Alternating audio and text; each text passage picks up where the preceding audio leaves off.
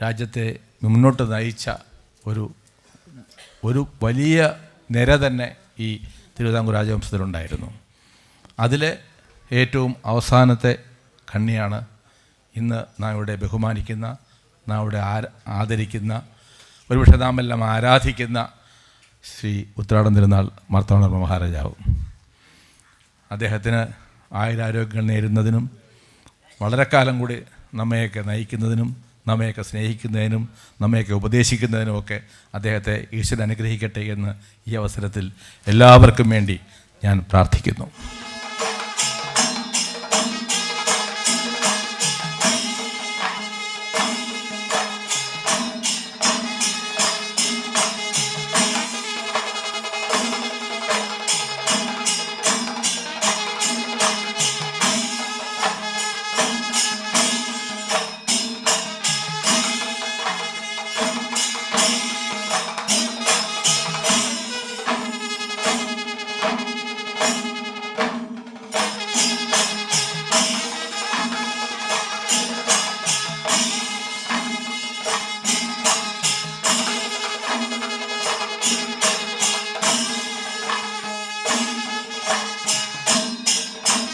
സ്വന്തക്കാരെ പോലെയുള്ള സ്നേഹത്തോടു കൂടിയുള്ള ആളുകളെ, പഴയ ഒരു സംസ്കൃതത്തിലെ ഒരു വാക്യമാണ് എനിക്ക് ആദ്യം തോന്നുന്നത്. നിങ്ങളെയൊക്കെ കാണുമ്പോൾ ആ വാക്കെന്താണെന്ന് കൂടുതൽ എനിക്ക് ഹൃദയത്തിനെയും മനസ്സിനെയും സ്പർശിക്കുന്നു. വസുധൈവ കുടുംബകം. നമ്മളൊരു കുടുംബമാണ്. ഈ സ്നേഹം, ഈ എന്നെ പറ്റിയുള്ള ഒരു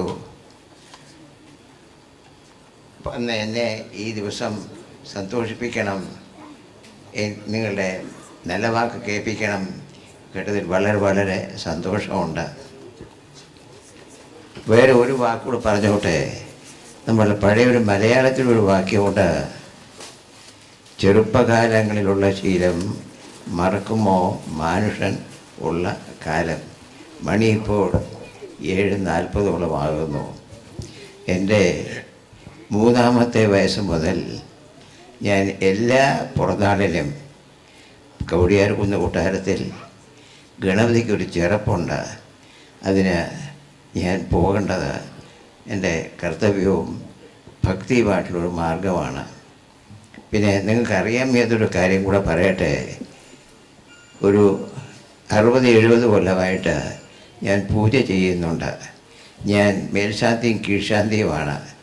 ഞാനിനി പോയിട്ട് കുളിച്ചിട്ട് നിർമാല്യം മാറ്റി വിളക്ക് കത്തിച്ചിട്ട് എന്തെങ്കിലും ചെയ്യാൻ നോക്കൂ. അപ്പോൾ നിങ്ങളുടെ സ്നേഹത്തോടു കൂടിയുള്ള അനുമതി കൊണ്ട് ഞാൻ ഇപ്പോൾ താൽക്കാലികം ഇവിടുന്ന് പോകുന്നത് നിങ്ങളുടെ സമ്മതത്തോടു കൂടി ആയിരിക്കും എന്ന് ഞാൻ ആഗ്രഹിക്കുന്നു, വിശ്വസിക്കുന്നു.